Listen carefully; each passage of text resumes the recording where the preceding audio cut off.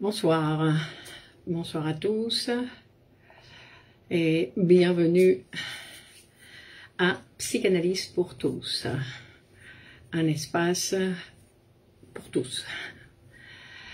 Je m'appelle Clémence Lenis et je suis psychanalyste de l'école de poésie et psychanalyse Grupo Zero. On va commencer par le commencement. D'accord, très bien. Donc, bienvenue à ce nouvel épisode. Et aujourd'hui,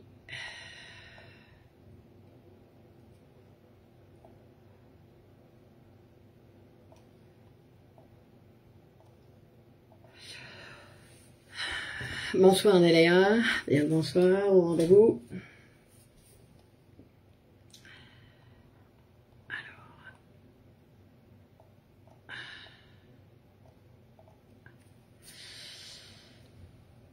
Alors, donc comme vous le savez, cet espace de psychanalyse pour tous est un espace ouvert à tous dans l'objectif de diffuser la discipline scientifique psychanalytique. C'est-à-dire que Nadine, bonsoir, Marilyn, bonsoir, il est important que nous apprenions à connaître ou à mieux connaître cet être humain que la psychanalyse a produit. Donc on va voir, alors attendez, on va mettre comme ça, par exemple Nathalie, bonsoir, hop, et ensuite on va faire comme ça peut-être. Bien, et vous, et ici ça va, bah vous voyez, je suis là, c'est déjà bon signe. D'accord, c'est-à-dire que la psychanalyse vient nous dire entre autres choses que nous ne sommes pas aussi limités que nous pourrions le penser et que nous ne sommes pas non plus aussi libres que nous aimerions le penser. C'est-à-dire que nos limites ne sont pas celles que prétendent l'idéologie dominante ou les préjugés dans lesquels en général nous vivons. Et Corleone de Chile, muy buenas, Martine, bonsoir. Donc c'est pour ça que donc c'est pour ça que il est important de découvrir, Annick bonsoir, de découvrir un petit peu ces nouvelles possibilités que nous propose la psychanalyse. D'accord, c'est-à-dire et apprendre à savoir qui nous sommes, bien évidemment, nous permet d'être en meilleure relation avec nous-mêmes, n'est-ce pas Olivier, et en meilleure relation avec la réalité objective. Comme on dit, avoir les pieds à la hauteur des pieds. D'accord? C'est-à-dire que mettre fin à la souffrance, non, puisque la souffrance ne sert à rien, souffrir ne sert à rien. Donc, bien évidemment, il est recommandé à tous de commencer une psychanalyse si ce n'est pas encore fait ou de continuer sa psychanalyse dans tous les cas. Et pour ceux qui s'intéressent à la théorie plus précisément, pas simplement non, avec ce direct, ces épisodes du mardi, il y a un cours qui va commencer donc à partir de dimanche, un cours qu'on peut voir en différé ou en direct le dimanche à 17h. Et c'est un nouveau cours sur les structures psychiques où nous allons faire Féti bonsoir, un nouveau parcours, on va dire, sur les différences entre les structures psychiques, l'hystérie, la névrose obsessionnelle, les névroses actuelles, la névrose d'angoisse, la phobie. On va faire un parcours un petit peu sur toutes les structures avec la psychosomatie aussi et voir un petit peu comment toutes ces structures, quel type de répercussions ces structures peuvent avoir sur le corps. Bon, alors c'est un cours qui va être très intéressant et je vous invite à vous y inscrire.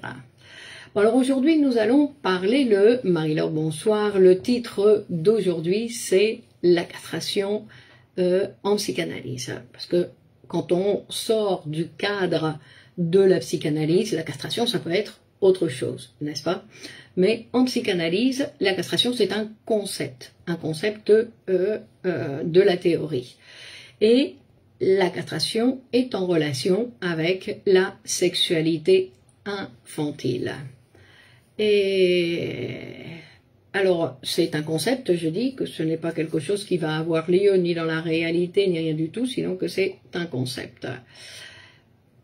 Alors, la castration, bien évidemment, c'est un concept très important dans le sens où tout va commencer pour le sujet à partir de la castration. C'est-à-dire que c'est à partir de la castration que va se former l'appareil psychique. Et donc le sujet psychique, tout commence au niveau psychique, tout commence pour le sujet à partir de la castration. Que c'est un concept très important qui va participer à la constitution du sujet psychique. Et que cette castration va nous amener, bien évidemment, à comprendre la réalité d'une autre manière, on va dire d'une manière plus saine et plus productive. Et pour chacun d'entre nous, bien évidemment. Non ?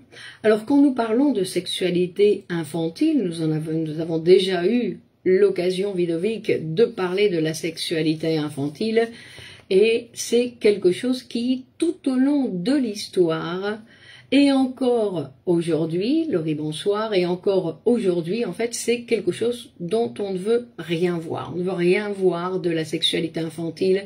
Nous avons un certain refus d'accepter que les enfants ont eu une sexualité ou que notre sexualité a commencé dès la naissance. Et qu'ensuite elle s'est constituée pour que nous puissions avoir et arriver à l'âge adulte, à la sexualité adulte. Mais nous avons dû passer par un parcours. Alors, on dit que même aujourd'hui, après Freud, qui nous a bien expliqué, qui nous a bien montré, et Freud aujourd'hui a plus de 120 ans, enfin son texte sur les théories sexuelles infantiles a plus de 120 ans, et pourtant, encore aujourd'hui, vous voyez, avec les nouveautés, les sociétés ont des difficultés, tout comme le sujet psychique par rapport à ces nouveautés. C'est-à-dire que il y a une difficulté à accepter que, oui, les enfants, ils ont aussi une sexualité. Et non seulement nous avons des difficultés à accepter ça comme idée, comme nouveauté, sinon que nous avons aussi une difficulté à accepter ça parce qu'en fait, cette sexualité infantile de cette première période, comme vous le savez, nous l'avons pratiquement tous oubliée. Alors c'est un oubli particulier parce qu'en fait, cette sexualité infantile n'a pas été exactement oubliée, sinon qu'elle a été refoulée. Elle a été refoulée, c'est-à-dire qu'elle continue à exister, qu'elle n'a pas disparu. Serge, bonsoir.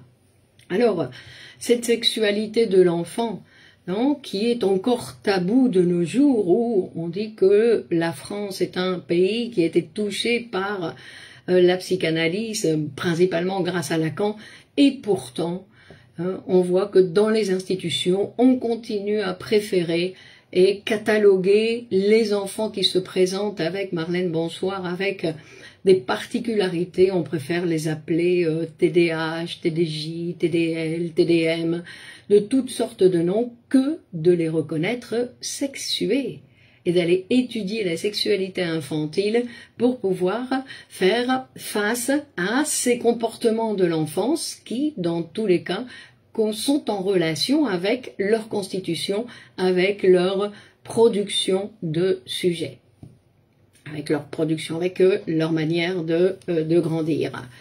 Et donc, ce refoulement primordial, Doriane, bonsoir, alors attendez, il y a eu Doriane et Kélifi, bonsoir aussi. Donc il y a ce refoulement primordial donc qui va fabriquer évidemment cet appareil psychique, ce premier refoulement, on va dire, qui va former notre psychique, qui va former tout l'appareil,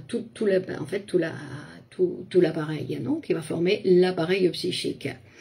Et donc tout ce qui arrive à l'enfant dans leur première enfance est en relation avec le développement de leur sexualité. C'est-à-dire que les enfants sont sexués avant même de pouvoir parler. C'est-à-dire qu'il y a leur sexualité, avant même qu'ils puissent commencer à parler, d'accord ? Donc, alors, mais bien évidemment, quand on parle de sexualité infantile, elle a des particularités qui appartiennent à l'enfance. Quand on dit que c'est une sexualité polymorphe perverse, parce qu'elle a ses particularités, alors que la sexualité de l'adulte est plus en relation, on va dire, qu'on appelle sexualité de l'adulte quand l'adulte est prêt à la reproduction. Alors la sexualité infantile donc a été un moment très important dans notre vie, dans notre activité psychique, dans la constitution de notre appareil psychique, et d'ailleurs elle va l'être toute notre vie. C'est-à-dire que de manière refoulée, elle va nous accompagner toute notre vie. Alors on va dire, il y a un commentaire ici qui dit quand on observe les enfants, on ne peut pas nier la sexualité infantile. Mais Marilyn, c'est parce que vous les observez, non, avec ce concept. Parce que la sexualité infantile, c'est un concept qui nous permet de voir cette sexualité chez les enfants. Ça veut dire, on va dire que la sexualité, c'est pas simplement parce qu'ils vont se toucher, sinon que la sexualité, c'est parce qu'ils vont être jaloux quand le petit frère, la petite sœur va arriver, et nier cette jalousie ou parce qu'il y a certains parents qui veulent éduquer les enfants pour qu'ils ne soient pas jaloux de leurs frères et sœurs, alors que ça fait partie de la Constitution et que cette jalousie aussi va nous accompagner toute notre vie. Et ça aussi, la jalousie par exemple, c'est aussi quelque chose qui fait référence à la sexualité de l'enfant et à la sexualité de l'adulte. Et notre vie adulte montre notre vie sexuelle adulte, ou notre vie adulte, on va dire que c'est, en psychanalyse c'est la même chose, c'est-à-dire qu'elle va montrer comment nous avons refoulé cette sexualité infantile. Quand on dit que, en psychanalyse, on dit que nous désirons tous la même chose. Nous avons des désirs incestueux. Nous désirons tous la même chose. Nous nous différencions selon notre manière de renoncer à ce désir. Parce qu'en fait, notre véritable désir va être autre que celui-là, mais il va être basé là-dessus. D'accord? Puisque ça va être notre premier désir. En fait, c'est un désir incestueux auquel il va falloir renoncer. Et donc, on va voir, Gina, bonsoir, que nous sommes différents dans notre manière de renoncer à ce désir. C'est-à-dire que nous sommes constitués à la base. C'est pour ça que la théorie de la sexualité infantile est très intéressante, parce que la jalousie est oedipienne. Elle peut être oedipienne, mais pas obligatoirement. Non, elle peut être oedipienne, mais je veux dire que le petit enfant, quand tout d'un coup il y a un nouveau bébé qui se présente dans la famille, ben c'est un véritable traumatisme. C'est quelque chose de très douloureux, qu'il était le centre de l'univers et tout d'un coup il y en a un autre et il voit que sa mère commence à regarder un autre enfant que lui. C'est un drame. Non, c'est un drame. Donc, que la jalousie, elle est en relation avec l'Oedipe, mais la jalousie, elle est aussi en relation, non, de se rendre compte quand l'enfant, par exemple, ce deuxième bébé qui arrive dans une famille où il y a déjà un enfant, que le monde existait avant lui. Non, on dit que la jalousie existe parce que le monde existait avant notre présence, et en plus, le monde va continuer après nous. C'est pour ça qu'il y a tant de films de fin du monde complètement. Alessandra, bonsoir. De fin du monde, comme ça on se dit, non, tout le monde meurt, c'est pas, il n'y aura plus de vie après moi. Bon, revenons à cette sexualité infantile refoulée. Donc je disais que notre vie adulte, notre vie sexuelle adulte, et je dis pas génitale, je dis sexuelle, non, montre comment nous avons refoulé en fait cette sexualité infantile. On dit d'ailleurs en psychanalyse que la sexualité de l'adulte, pas la génitalité, la sexualité de l'adulte est la sexualité infantile à condition d'être refoulée. Cette sexualité infantile doit être refoulée et c'est le résultat du refoulement de cette sexualité infantile qui va produire notre sexualité adulte. Mais bien évidemment, avant d'arriver à cette sexualité adulte, nous allons passer par tout un processus de constitution. hein, par différents moments, par différentes phases de la sexualité avant d'arriver à la puberté. Et bien, c'est-à-dire pour arriver à la puberté qui va montrer en fait la fin pour arriver à la sexualité adulte.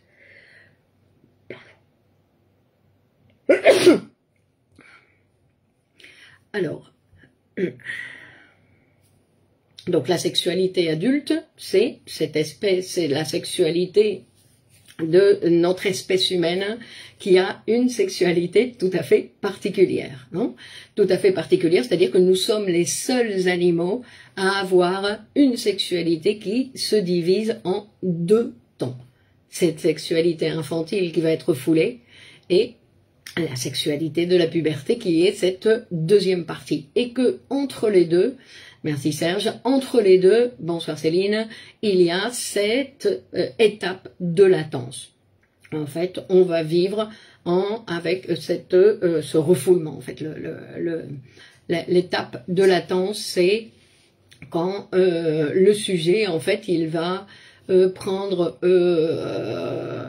il va cesser de s'intéresser autant à la sexualité et que tout son intérêt sur la sexualité va se déplacer, on va dire, va se déplacer sur d'autres choses. Alors, pardon, est-ce qu'on peut louper une partie de cette sexualité? Louper une partie, l'étape de latence. Et alors, rappelez-vous que en psychanalyse, non, on dit que chacun, on va montrer comment on a renoncé à cette sexualité infantile. Mais comment on va le montrer dans notre vie? On va le montrer par les résultats. C'est-à-dire que nous ne pouvons pas prévoir, nous ne pouvons pas dire oui, il a loupé une étape. Mais, parce que normalement, en fait, nous allons tous passer par toutes les étapes de constitution d'un sujet sexué. Après, ce qui se passe, c'est que à l'âge adulte, il y a toutes sortes, comme vous le voyez, dans notre vie quotidienne, avec les gens qui vous entourent, toutes sortes de sexualités. C'est-à-dire que nous sommes tous différents, nous avons tous une position différente vis-à-vis de l'amour, vis-à-vis du travail, vis-à-vis des relations sociales. Non, nous avons tous une relation différente avec tout ça. Sexualité infantile, pur plaisir et après génital à la pub. Non. Alors, la sexualité infantile, ce n'est pas le pur plaisir. La sexualité infantile, c'est pas un pur plaisir, comme je viens de dire. Il y a deux grands drames par lesquels vont passer l'enfant. Va passer l'enfant. L'enfant va passer par de véritables drames dans la constitution de sa sexualité. Alors, dans la sexualité, vous vous rendez pas compte, il va avoir le sein qui va lui donner le sein avec le lait chaud, et puis il va devoir se séparer de ce sein. Et ensuite, on va lui mettre une cuillère dans la bouche. C'est-à-dire qu'il va continuer avec sa pulsion orale, avec cette étape orale, mais tout d'un coup, on va même lui mettre des fourchettes dans la bouche, de lui faire manger avec des fourchettes.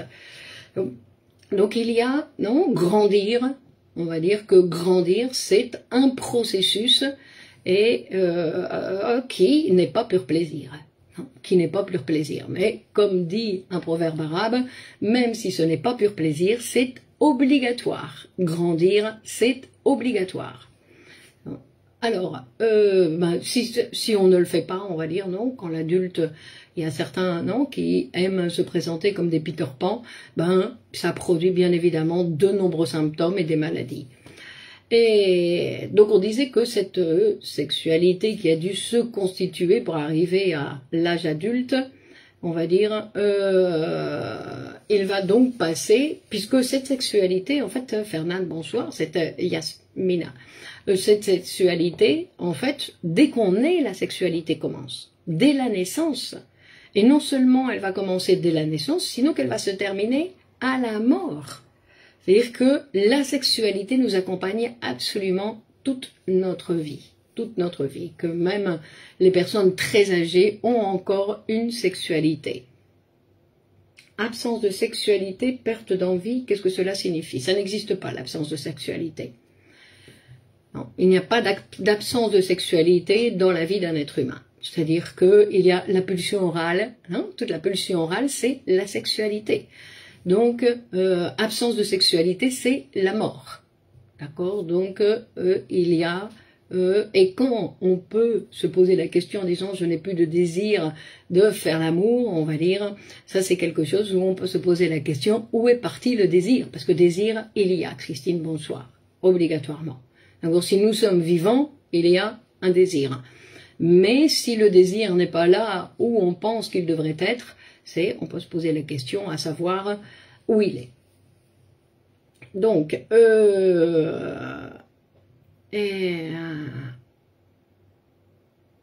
donc, il y a toute cette première partie de cette sexualité qui va se manifester, non? Quand on voit les enfants qui courent tout nus, quand on voit les enfants qui se touchent, quand on voit les enfants, leur conversation avec leurs compagnons. Donc, tout ça, c'est la constitution de la sexualité où ils vont voir comment les autres font pipi, etc. Non? Et que toute cette sexualité, donc nous, on peut la voir et l'observer chez les enfants, mais on ne se rappelle plus que nous aussi, nous sommes passés par là. Pourquoi? Parce que toutes ces étapes, en fait, ont été refoulées. Non? Et donc, c'est-à-dire que, et ce refoulement, bien évidemment, est nécessaire pour pouvoir passer à l'âge adulte, c'est-à-dire pour nous transformer en sujet social. Sujet social, c'est-à-dire un sujet qui va être en relation avec les autres. C'est-à-dire qu'on ne peut pas rester collé à maman toute notre vie. En tout cas, ça ne convient pas au sujet qu'il est nécessaire de grandir et de se séparer de maman. Donc les premières phases de la sexualité, on va passer par différents moments constitutifs, par différentes phases de la pulsion. On commence par la phase orale, n'est-ce pas? Où cette phase orale, on montre que en fait tout le contact que le sujet a avec la réalité passe par la bouche. Il n'existe que la bouche comme zone érogène et tout va passer par cette zone orale. Et par cette zone orale. Et en plus, notre particularité comme être humain, c'est-à-dire que toutes ces étapes, nous n'allons pas les passer comme, par exemple, les animaux. Les animaux, ils vont passer par des étapes de développement instinctifs, alors que les étapes de développement de l'être humain vont être pulsionnelles. Et pulsionnel, qu'est-ce que ça veut dire? Ça veut dire qu'il va y avoir l'intervention du langage, que nous sommes arrivés dans un monde d'êtres humains parlants, qui parlent, qui sont des employés du langage, et donc comme employés du langage, ils vont tout de suite nous transmettre cette position, et donc comment nous allons apprendre les choses? Parce que dès la naissance, en fait, on va commencer à écouter. Non? Rappelez-vous que l'oreille, c'est le seul trou de l'être humain qui ne se ferme jamais. Donc, dès la naissance, on va commencer à écouter les choses. Alors, c'est pas qu'on les comprend, mais on les écoute et qu'on va écouter jusqu'à ce que la vieillesse, on devient trop sourd pour continuer à écouter. Mais en tout cas, non, que ça va être le seul moyen de fermer ce trou. Les autres trous, on va dire, il est possible de les fermer. Et donc, c'est à travers la bouche que va commencer le contact de l'enfant avec le monde. Et après, bien évidemment, il arrive l'étape anale. Donc, l'étape anale où là, donc l'étape orale ne disparaît pas, bien évidemment, l'étape orale continue d'exister, mais il y en a une autre qui s'ajoute, qui va être l'étape anale, qu'on appelle aussi l'étape, c'est le premier moment où en fait l'enfant se rend compte qu'il y a quelque chose qui sort de son corps. Non, on va dire que c'est le premier cadeau qu'il va faire à sa mère, c'est la première chose qui va sortir de son corps, et quelque chose qu'il considère qui lui appartient, qui est à lui, qui sort de son corps. Et ça va être la phase de rétention, on va dire, et d'expulsion, c'est-à-dire que ça va être une étape, on dit que c'est la demande de l'autre, c'est-à-dire qu'il va y avoir, l'autre va intervenir, il va y avoir un extérieur qui va intervenir, il va pouvoir faire un cadeau à maman à partir de l'étape anale. Ou ne pas lui faire de cadeau, parce qu'il peut aussi refuser de faire un cadeau. Vous voyez que tous ces problèmes de digestion, par exemple, que peuvent avoir certains enfants, sont en relation avec leur sexualité infantile, avec la relation qu'ils ont avec leur mère, et aussi parfois avec la relation que la maman a avec eux, bien évidemment. Alors, donc, parce que le tube digestif, en fait, avec l'étape anale, il arrive à la fin. C'est-à-dire qu'on avait vu le début, l'offrande du bâton fécal. Donc, on avait vu qu'au départ, il y avait le début du tube digestif, et l'étape anale, ça ferme, c'est la fin du tube digestif. Donc, c'est tout en relation. Ça, ce sont les deux étapes qui sont en relation avec la fonction alimentaire. C'est-à-dire qu'ils font partie de ces nécessités. Mais après avoir passé ou être passé par ces deux étapes, en fait, ces deux étapes n'ont plus rien à voir avec des nécessités instinctives. Puisque le sujet, comme je disais, il est touché par la parole, il est touché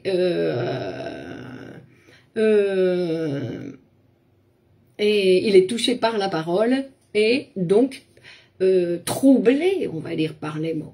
Troublé par les mots, donc il n'y a rien d'instinctif chez l'être humain. Même si, bien évidemment, il a besoin de manger, mais comme vous le savez, nous mangeons tous de façon différente. Nous avons tous une manière d'être en relation avec l'alimentation de façon différente. De la même façon que nous allons aller déféquer de façon différente chacun d'entre nous. Alors, et que cette étape anale va laisser des traces, parce que cette étape anale, bien évidemment, va aussi être refoulée, puisque aujourd'hui, on va dire, ce que les enfants aimaient bien, ils aimaient bien jouer avec le caca, et puis à l'âge adulte, c'est « ah, quelle horreur !» Non, il va falloir refouler toute cette jouissance de l'étape anale, nous allons la refouler, en tout cas une partie, et ça va laisser des traces. Et ce que Freud va nous montrer, c'est que ces traces qu'il va laisser, ce sont des traces qui vont laisser des marques de caractère. On va parler de la pulchritude, des gens minutieux, des gens avares et des gens têtus. Et ça, ce sont des traits de caractère qui viennent du refoulement de cette étape anale. Et donc, toute cette jouissance, parce que c'est une jouissance de cette étape orale et de cette étape anale, après il va y avoir une autre étape qui s'appelle l'étape phallique. Alors l'étape phallique, c'est une étape très intéressante parce qu'en fait c'est une étape qui n'est pas en relation ni avec l'alimentation, ni avec la réalité. C'est une étape en fait théorique, on va dire. C'est-à-dire que c'est une construction de Freud où il va nous dire que c'est un moment où dans le développement de l'enfant, l'enfant va considérer que tout a un phallus.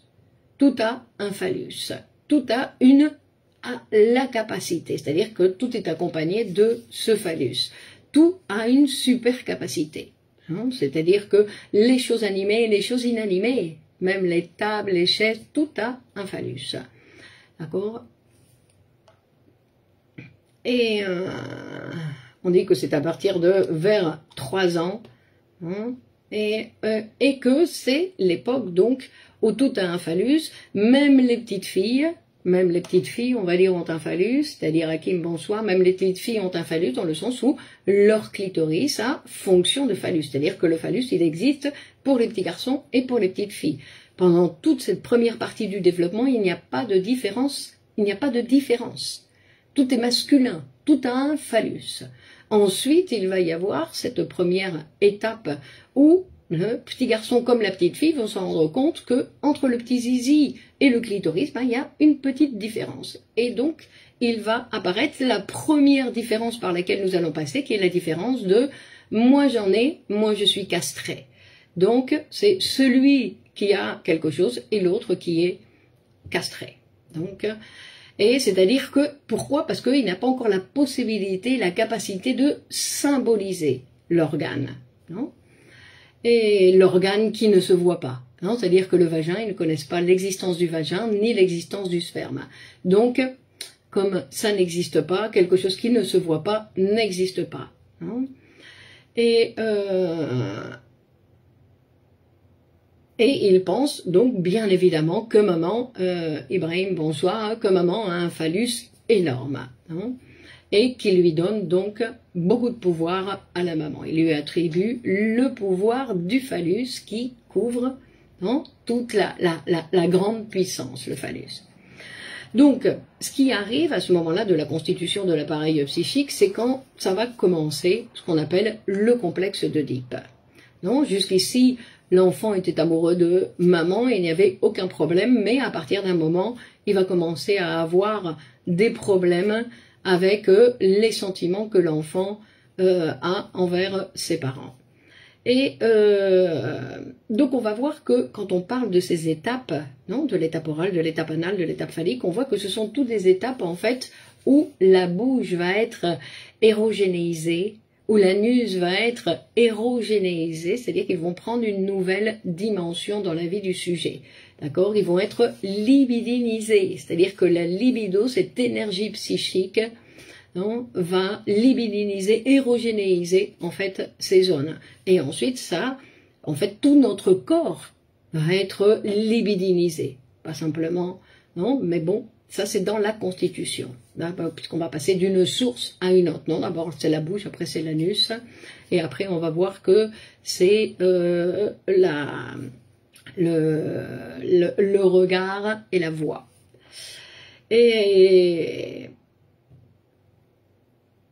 donc, nous allons arriver, bien évidemment, Lucie, bonsoir, nous allons arriver à la castration, et on va voir,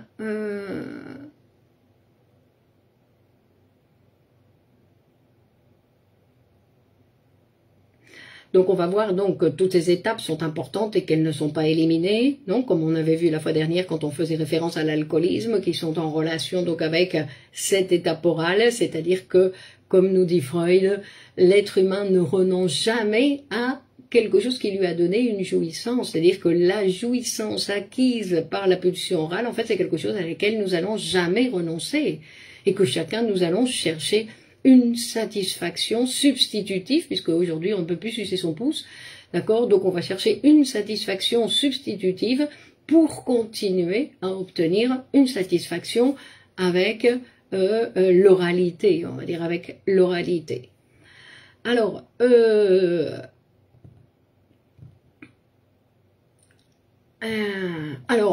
la sexualité infantile, la castration, parce que bien sûr il y arrive un moment, donc on parle de 4 ans, 5 ans, où à la fin du complexe d'Oedipe, puisqu'en fait la castration ça arrive à la fin du complexe d'Oedipe, c'est quand l'enfant, en fait il va devoir se séparer de sa mère, en tout cas un petit peu. C'est là où entre en jeu le père, ou en tout cas la fonction père, et pour justement séparer la mère de l'enfant et l'enfant de la mère. Ça va dans les deux sens. C'est-à-dire qu'il y a quelque chose. Alors, la fonction père, ça peut être le travail de la maman, ça peut être aussi un petit frère qui apparaît, c'est-à-dire quelque chose qui vient séparer l'enfant de sa mère. Parce que jusque-là, lui, en fait, ce qu'il était, c'était une extension de la mère. C'était quelque chose de plus qu'il appartenait à la mère, à l'enfant. Il appartenait à la mère. Donc il va devoir se séparer parce que s'il ne se sépare pas, bien évidemment il va tomber malade. Et on va voir que très souvent les maladies des jeunes enfants sont en relation avec ce trop-plein de maman, où la maman elle est trop là, et donc les enfants ils tombent malades parce que c'est le moment de grandir. C'est obligatoire, grandir c'est obligatoire.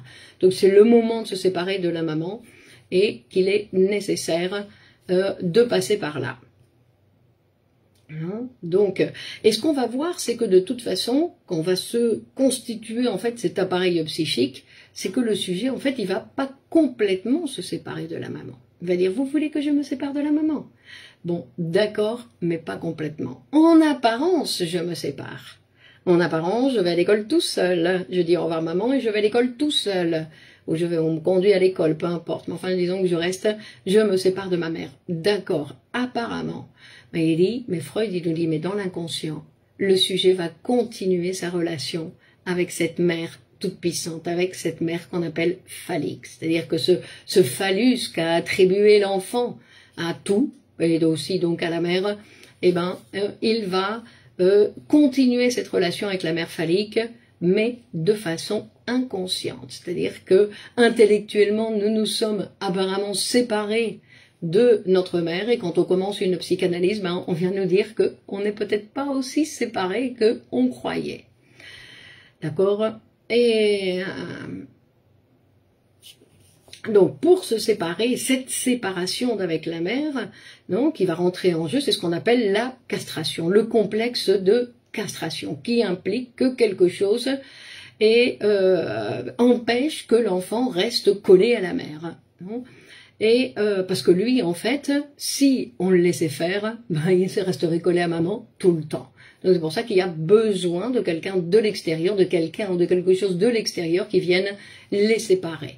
Non? Et c'est quelque chose par lequel les enfants doivent passer, et c'est quelque chose bien évidemment qui peut être douloureux, et parce qu'il faut accepter cette séparation. Et c'est ce qu'on appelle la dissolution du complexe d'Oedipe, qui est le complexe de castration. C'est-à-dire qu'on va devoir accepter, mais le complexe de castration, c'est pas simplement se séparer, mettre une distance avec la mère, comme je dis, qui va partir à l'école, sinon que cette séparation d'avec la mère, en fait, c'est une désattribution de ce phallus. C'est-à-dire que me séparer de la mère, c'est me séparer de la mère phallique. Et que ma mère va devoir... Oh là là, je suis en retard. Bonsoir Christiane.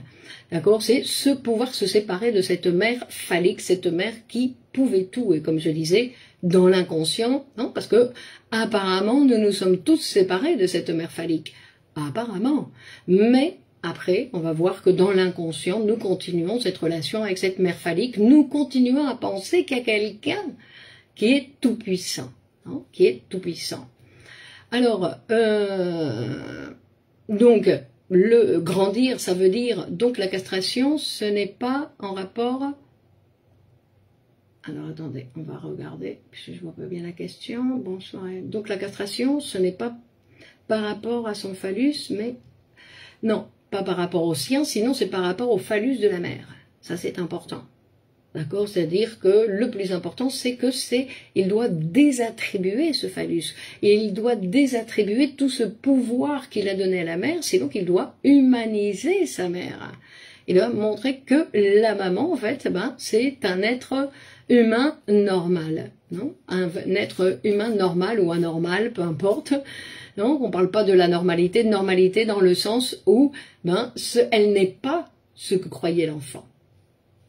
Et c'est là où ça va être, c'est-à-dire cette mère phallique, qu'on appelle phallique, c'est-à-dire que l'enfant lui avait attribué quelque chose qui était inexistant.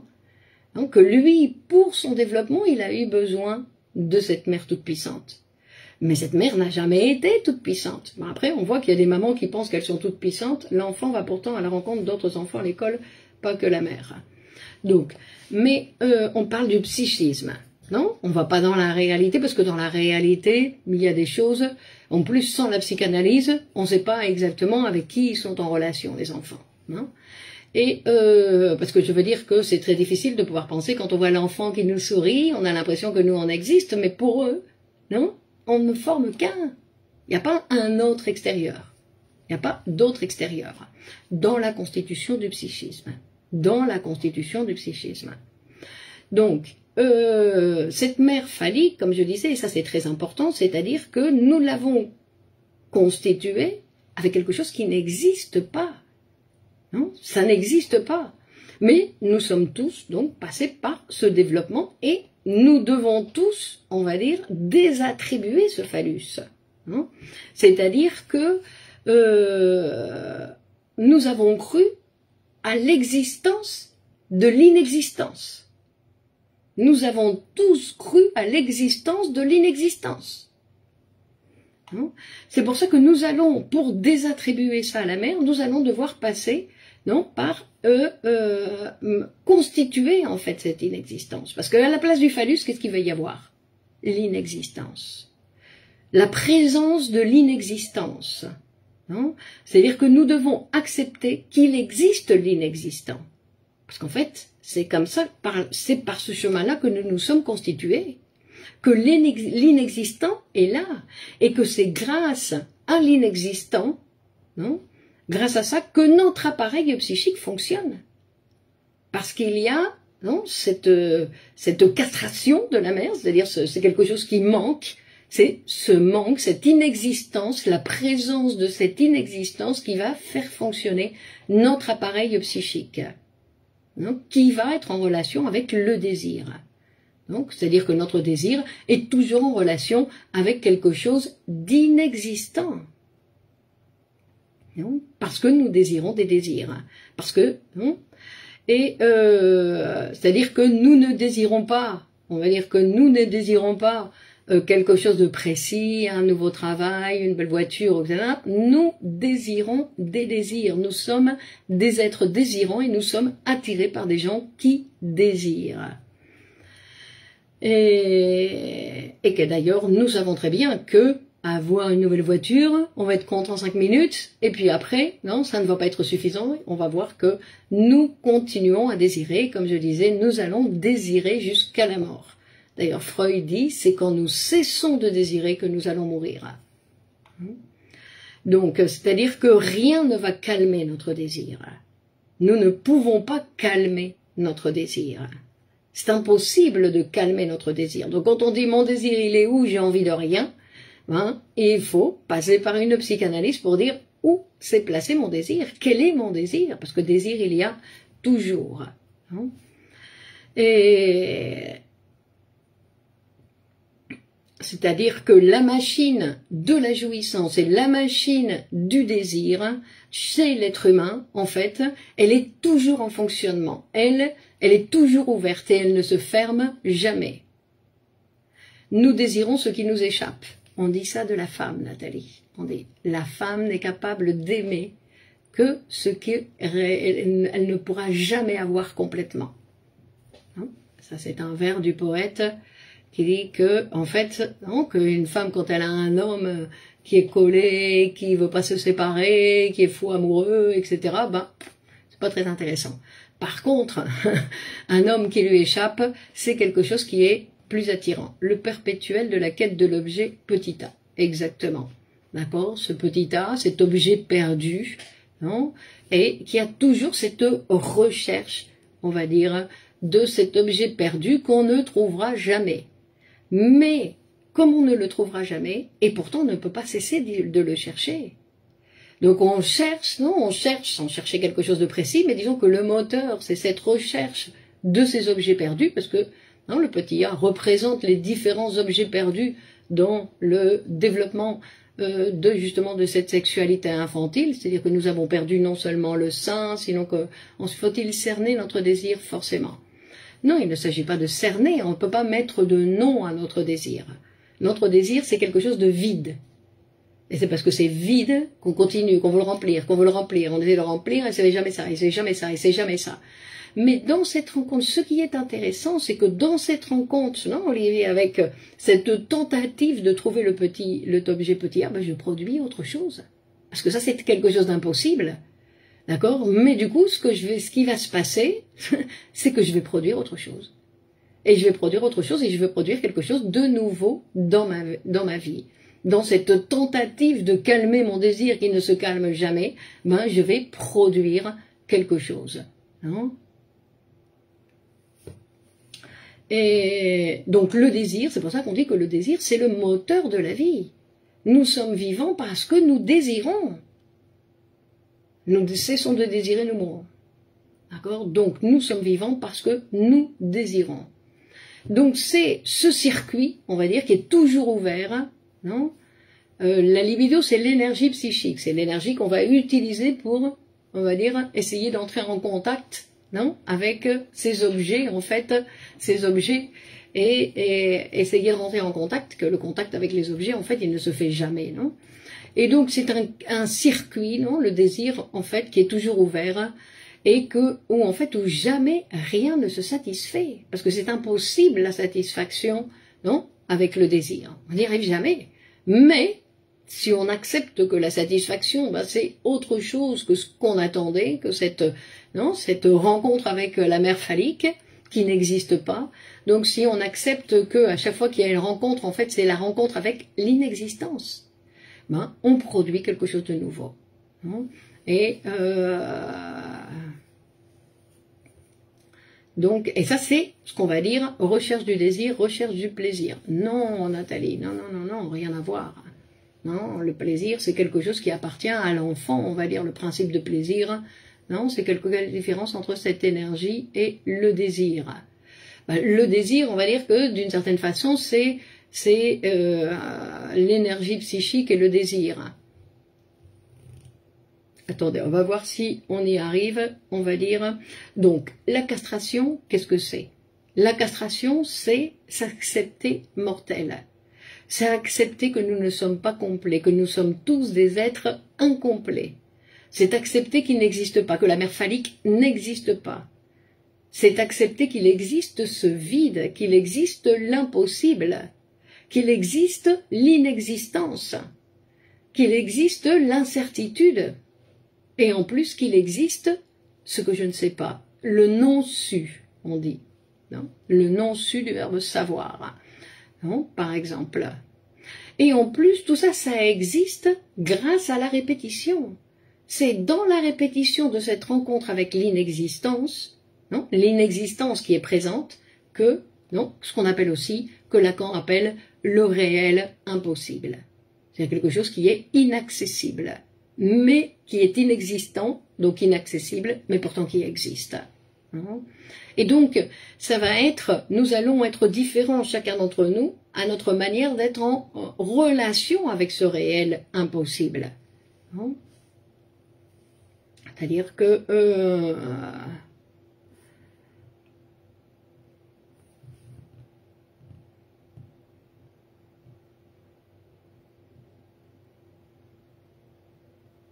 donc, il faut pouvoir renoncer à cette mère phallique. Donc, Rachid dit, le désir, c'est abstrait alors. Le désir, c'est un vide, on peut dire, Serge. C'est pas que c'est abstrait, c'est que c'est un vide. C'est un vide. Donc, accepter que ce que je cherche, en fait, c'est comme si je cherchais à attraper quelque chose, en fait, qui est jamais là. Et que quand je crois que j'ai attrapé, que j'ai réussi, pouf, en fait, je me rends compte que non. Et accepter cette situation de l'être humain. Donc, Rachid dit, la castration, c'est la peur de perdre le pénis suite aux menaces de punition par le père suite au désir incestueux envers la mère. Ça, c'est une partie, non? C'est la menace de castration, ça, non? C'est la menace de castration. La peur, c'est la menace de perdre, non? Mais quand je souffre de menaces de castration, c'est parce que je crois que la castration, non, n'a pas eu lieu. Sinon, je n'aurais pas peur de la castration. Si la castration a déjà eu lieu, j'ai désattribué, non, ce phallus à ma mère, donc la castration a eu lieu. Parce qu'une fois que je désattribue le phallus à ma mère, c'est-à-dire que tout le monde, plus personne n'a de phallus. C'est pour ça que ça doit passer par la mère, donc pas par moi. Non? Parce que des fois, il y a des patients, on va dire, qui préfèrent se castrer eux-mêmes pour dire, mais non, mais ma mère, elle, comme si on pouvait se castrer d'ailleurs, mais en disant, mais elle peut, elle a le phallus, mais moi non. Donc ils préfèrent penser que eux ils ne l'ont pas pour penser qu'il y a quelqu'un qui peut l'avoir. Mais personne ne peut l'avoir, non? C'est quelque chose, on dit que le phallus, personne n'a le phallus, le désir c'est vouloir remplir ce vide. Exactement. Le désir c'est vouloir remplir un vide, en fait, qui est inexistant. Mais qui existe. C'est un existant qui existe. C'est pour ça que, non, c'est quelque chose d'abstrait. Ça, si, Serge, c'est quelque chose d'abstrait. Non, c'est-à-dire que c'est une idée abstraite. On va dire, non? Donc,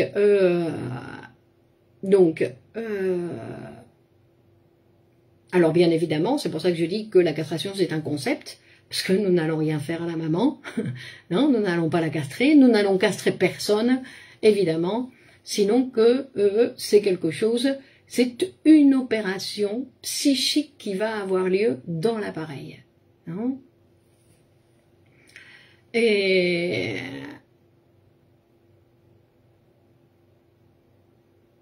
donc, c'est-à-dire que la castration, c'est la désattribution du pouvoir phallique que l'enfant, pour son développement, a eu besoin de donner à sa mère, mais qu'ensuite il va devoir désattribuer. Non ? Et cette désattribution, c'est ce qui va permettre un correct fonctionnement de l'appareil psychique. Ben oui, mais des fois il faut le préciser, Olivier.